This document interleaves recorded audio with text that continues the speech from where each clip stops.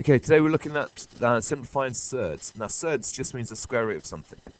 So, if we have a look at our first one here, we're going to simplify the square root of 3 times by the square root of 5. And notice that they are both square roots. And if they're both square roots, we can multiply them together. So the answer is simply the square root of 15. Now, if we have a look at our second one, we're going to simplify this one. But unlike before, they're not both square roots. We've got a number and we've got a square root.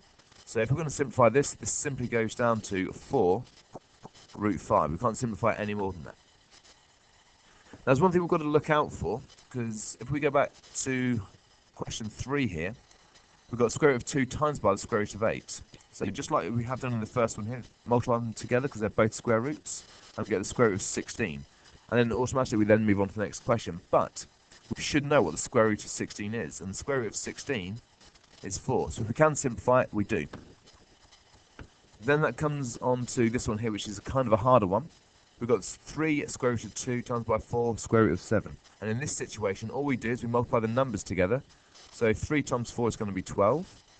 Then we've got the square root of 2 times the square root of 7, just like we have done in here and in question 3. We multiply the square roots together, which is going to be the square root of 14. And that's it.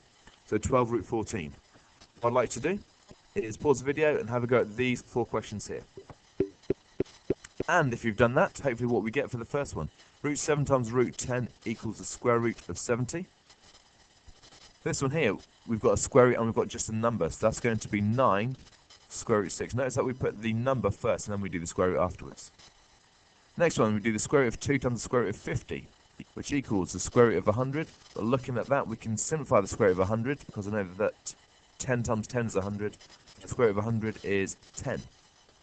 Finally, we've got 4 root 3 times by 7 root 2. So we times the numbers together first of all. So 4 times 7 is 28. And we've got root 3 times by root 2. So that's going to be root 6. Well done, if you got those right.